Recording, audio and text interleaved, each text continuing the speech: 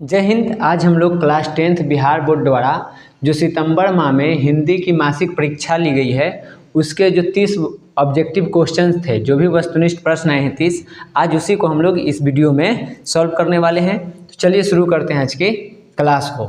पहला सवाल आया था कि ट का उच्चारण स्थान क्या है, तालु, मूर्धा, दंत या ओष्ठ।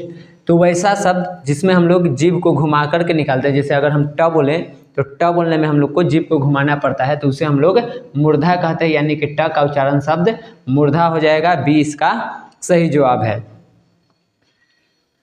दूसरा सवाल था ग्राम शब्द का विशेषण है ग्रामीणी, ग्रामण, ग्रामणी या ग्रामीण।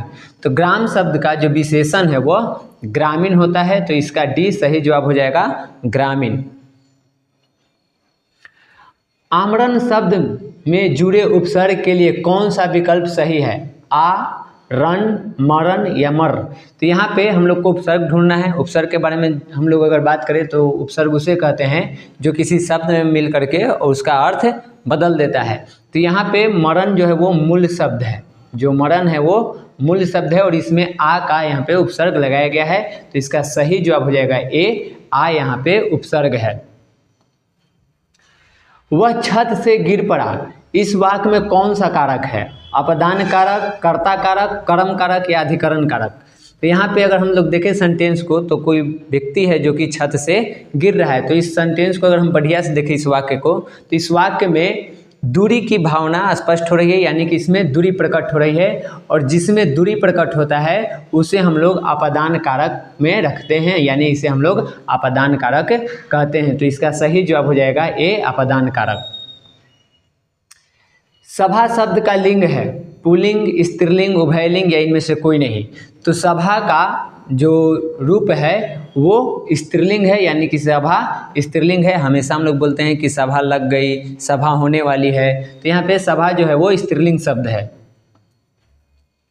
दूध के दांत न टूटना मुहावरे का क्या अर्थ है, दांत टूटना, दांत न टूटना, अनुभवहीन होना या फिर दांत जमना। तो यहाँ पे दूध के दांत न टूटने का मतलब होता है अनुभवहीन, यानी कि उसे अभी अनुभव की कमी है, तो इसका सी सही जवाब हो जाएगा, अनुभवहीन। वास्तविक शब्द में प्रत्यय है विक, इक, इक, तविक। तो यहाँ पे अगर हम लोग देखें तो वास्तव जो है वो मूल शब्द है, वास्तव यहाँ पे मूल शब्द है और इसमें जुड़ा है इक, और वास्तव और इक जुड़ करके यहाँ पे वास्तविक बना है, तो इसका जो सही जवाब हो जाएगा वो बी हो जाएगा, यानी कि इक जो है वो प्रत्यय है, बी इसका सही जवाब है। निम्नलिखित में सर्वनाम है मोहन, पुस्तक, मैं या सीता। तो यहाँ पे मोहन जो है एक व्यक्ति का नाम है, संज्ञा हो जाएगा। पुस्तक एक वस्तु का नाम है, संज्ञा हो जाएगा। सीता भी एक महिला का नाम है, तो ये संज्ञा हो जाएगा। लेकिन सी में जो मैं आया है यह सर्वनाम है, क्योंकि ये किसी के नाम के बदले में आया है, तो 8 का सही जवाब है सी, मैं। निम्नलिखित में कौन शुद्ध शब्द है, हितैषी, हितैषी, हितैषी, हितैषी। तो यहाँ पे जो शुद्ध शब्द है वो बी है, बी में जो हितैषी लिखा हुआ है यही शुद्ध होता है, ऐसे ही हितैषी लिखा जाता है। प्रविशेषण शब्द किसकी विशेषता बताता है, संज्ञा की, सर्वनाम की, विशेषण की या क्रिया की। तो प्रविशेषण जो है वो विशेषण की विशेषता बतलाता है। प्रविशेषण का डेफिनेशन ही होता है कि जो विशेषण की विशेषता बताए उसे हम लोग प्रविशेषण कहते हैं, तो इसका सही जवाब हो जाएगा सी, प्रविशेषण विशेषण की विशेषता बतलाता है। जन्म मरण शब्द में कौन सा समास है, द्वंद्व समाज, द्विगु समाज, तत्पुरुष समाज या बहुव्रीहि समाज। तो जन्म मरण में यहाँ पे एक योजक चिन्ह आया है और इसके दोनों तरफ जो शब्द हैं वो प्रधान है, इसलिए ये जो समास है वो ए में हो जाएगा, यानी कि दमन समास हो जाएगा, तो ए इसका सही जवाब है। गृहस्थ शब्द का विलोम क्या है, यानी कि गृहस्थ शब्द का उल्टा पूछ रहा है कि इसका उल्टा क्या होगा, स्थावर, शिष्टाचार, त्याज्य या सन्यासी। तो गृहस्थ का उल्टा होता है सन्यासी, तो इसका सही जवाब हो जाएगा डी, सन्यासी।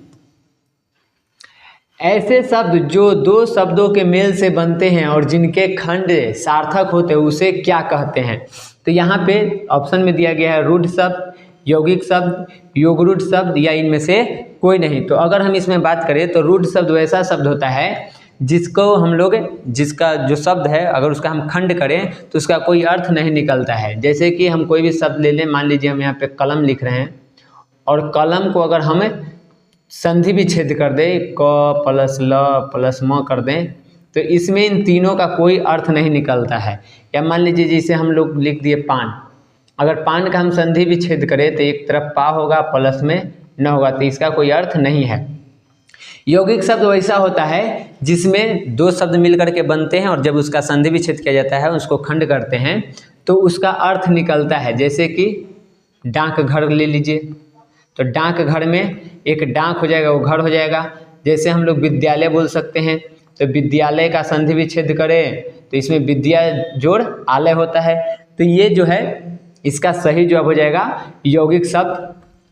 यौगिक शब्द वो शब्द है जिसके शब्दों, जो भी शब्द मिल करके बनते हैं, अगर उसका हम खंडन करें तो इसका अलग अलग अर्थ निकलता है। योग रूढ़ की बात करें तो इसमें भी दो शब्द मिल करके बनते हैं, लेकिन यहाँ पे ये किसी विशेष चीज़ के बारे में दर्शाते हैं। यानी कि जैसे कि हम लोग देखें कि हम लोग दशानन लिखते हैं,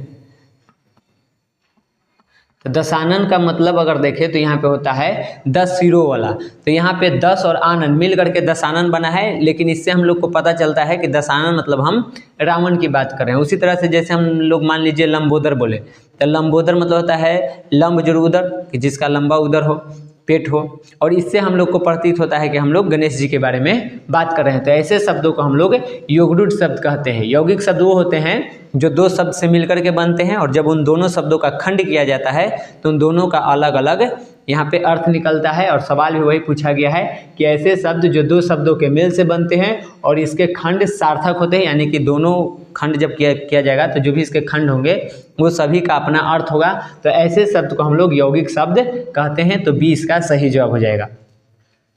दही वाली मगम्मा किस भाषा की कहानी है? मगही की, मराठी की, राजस्थानी की या कन्नड़ की? तो दही वाली मगम्मा जो है वो कन्नड़ भाषा की कहानी है। तो इसका सही जवाब हो जाएगा डी, कन्नड़। माँ शीर्षक कहानी में किसने अपने बड़े पुत्र को घर आने के लिए पत्र लिखवाया? माँ जी ने, छोटे पुत्र ने, मंगू ने या पड़ोसी ने? तो इस कहानी में जो पत्र लिखवाने का काम की है वो किया गया है माँ जी के द्वारा। माँ जी ने ही यहाँ पे अपने बड़े बेटे को पत्र लिखवाया था ताकि मंगू का इलाज हो सके। तो ये इसका सही जवाब है। ढहते विश्वास शीर्षक पाठ के रचनाकार का नाम क्या है? श्रीनिवास, ईश्वर पेटिलेकर या सुजाता या सातकोरी होता? तो ढहते विश्वास जो कहानी है इसके जो शीर्षक हैं उनका नाम, शीर्षक के जो रचनाकार हैं, जो रचयिता हैं, उनका नाम है सातकोरी होता। यानी कि ढहते विश्वास सातकोरी होता द्वारा लिखा गया है। तो डी इसका सही जवाब है। श्रीनिवास जी द्वारा दही वाली मगम्मा जो भी हम लोग देखें वही लिखा गया है। दही वाली मगम्मा के रचयिता श्रीनिवास हैं। उसके बाद ईश्वर पाटिलेकर जो है इन्होंने माँ कहानी को लिखा है। तो जो माँ है शीर्षक कहानी जो है वो इनके द्वारा लिखा गया है। और सुजाता द्वारा यहाँ पे नगर कहानी को लिखा गया है। तो सुजाता नगर को लिखी है, ईश्वर पाटिलेकर माँ, और श्रीनिवास द्वारा दही वाली मगम्मा लिखी गई है। लड़का अगर कुछ उद्यम करता है तो उसे मना करने का हक मुझे नहीं, यह कथन किसने कहा? मगम्मा ने, मगम्मा का बेटा, या नजम्मा या रंगप्पा? तो ये जो कथन है वो नजम्मा के द्वारा कहा गया है। तो इसका सी सही जवाब हो जाएगा। नजम्मा ही ये बात बोली थी। भारतीय संविधान का निर्माता किसे कहा जाता है? मैक्स मुलर को, महात्मा गांधी को, भीमराव अंबेडकर को या रामविलास शर्मा को? तो हम सभी जानते हैं कि भारतीय संविधान के जनक, पिता, निर्माता जो है वो भीमराव अंबेडकर जी को कहा जाता है। तो इसका सही जवाब हो जाएगा सी, भीमराव अंबेडकर। बोली सकत हिंदी नहीं, अब मिली हिंदू लोग, अंग्रेजी भाखन करता, अंग्रेजी उपभोग। ये पंक्तियाँ किस कविता से है? स्वदेशी से, भारत माता से, जनतंत्र का जन्म से या हिरोशिमा से? तो ये जो पंक्तियाँ हैं वो स्वदेशी नामक जो कविता हम लोग को पढ़ना है उसी से लिया गया है। और इसे को लिखने वाले जो व्यक्ति हैं उनका नाम है प्रेमघन। प्रेमघन इसके रचयिता हैं, तो ये भी याद रखेंगे। भारत माता जो है वो सुमित्रा नंदन पंत द्वारा लिखा गया है।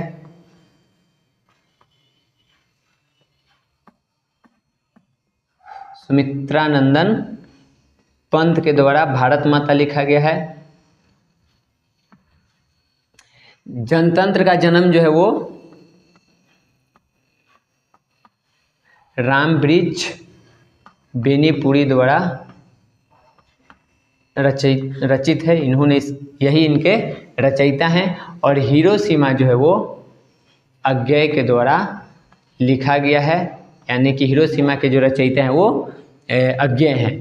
तो सवाल था कि बोली सकत हिंदी नहीं, अब मिली हिंदू लोग, अंग्रेजी भाखन करते अंग्रेजी उपभोग। तो ये पंक्तियां जो है वो स्वदेशी से लिया गया है, तो ये इसका सही जवाब था।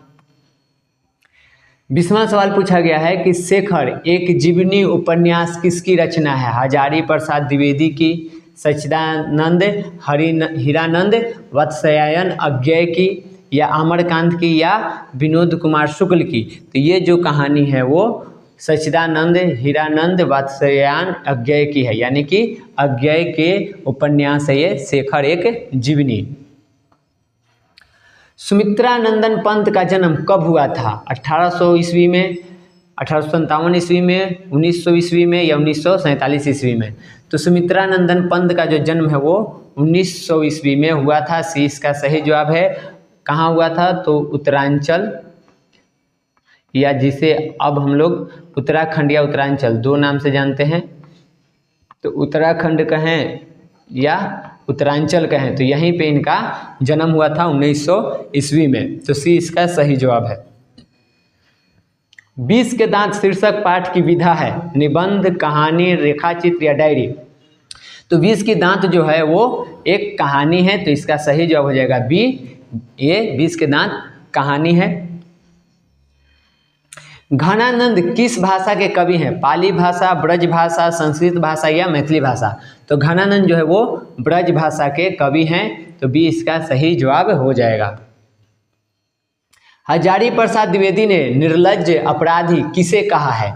डकैत को, चोर को, हत्यारे को, या नाखून को? तो यहाँ पे जो हजारी प्रसाद द्विवेदी ने जिसे निर्लज्ज अपराधी कहा है वो कहे हैं नाखून को। जो नाखून क्यों बढ़ते हैं कहानी है वो इनके द्वारा लिखा गया है, और उसी में इन्होंने नाखून को निर्लज्ज अपराधी की संज्ञा दी है। तो इसका सही जवाब हो जाएगा डी। इन मुसलमान हरिजनन पे कोटिन हिंदू वारिये किसने कहा था? भारतेंदु हरिश्चंद्र ने, रसखान ने, भूषण ने, या घनानंद ने?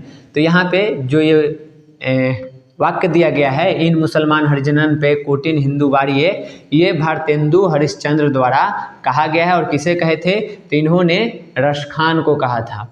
रसखान के बारे में जिस तरह से रसखान यहाँ पे अपना रचना कर रहे थे, इनके रचनाओं से मुग्ध होकर के भारतेंदु हरिश्चंद्र ने ये वाक्य बोला था रसखान के लिए कि इन मुसलमान हरिजनन पे कोटिन हिंदू वारिये। तो इसका सही जवाब हो जाएगा ए, भारतेंदु हरिश्चंद्र।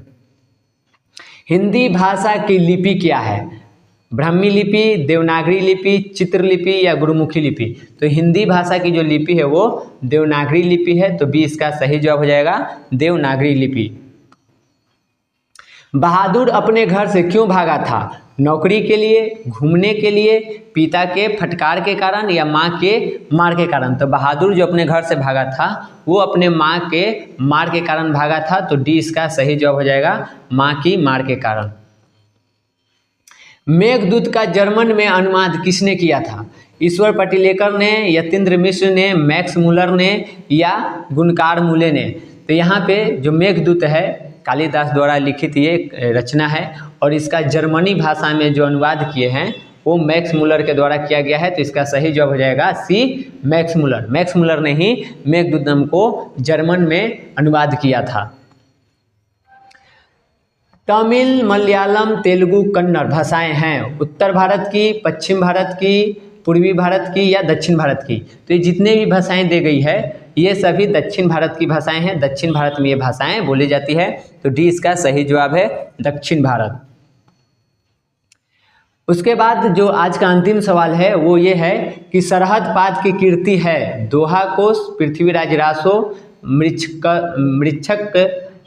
मृच्छकटिकम मेघदूतम। तो ये 4 ऑप्शन दिए हुए हैं। यहाँ पे सरहद पाद जो हैं लेखक हैं, उनके यहाँ पे एक रचना के बारे में पूछा गया है कि इसमें से कौन सी रचना उनकी है, दोहा कोश है या पृथ्वीराज रासो है, मृच्छकटिकम है या मेघदूतम है। तो सरहपाद जो हैं इनकी जो कीर्ति है उसका नाम है दोहा कोश, ये इनके द्वारा रचित रचना है। पृथ्वीराज रासो की बात करें तो ये चंद्रबदर दाई द्वारा लिखा गया है, चंद्रबदर दाई द्वारा ये लिखा गया है। मृच्छकटिकम जो है वो लिखा गया है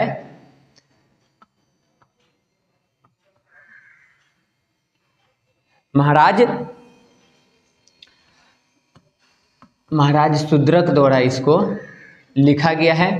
और मेघदूतम जो है ये कालिदास की रचना है। तो यहाँ पे पूछा गया है कि सरहपाद की कीर्ति कौन सी है, तो उनका कीर्ति हो जाएगा दोहा कोश, इसका सही जवाब है। पृथ्वीराज रासो जो है वो चंद्रबदर दाई द्वारा लिखा गया है। मृच्छकटिकम जो है वो महाराज शूद्रक द्वारा लिखा गया है। और मेघदूतम जो है वो कालिदास के द्वारा लिखा गया है। इसी को मैक्स मुलर द्वारा जर्मनी भाषा में अनुवाद किया गया है। तो आज के हमारी इस वीडियो में इतना ही था। मिलते हैं अगले वीडियो में एक नए टॉपिक के साथ। तब तक के लिए जय हिंद।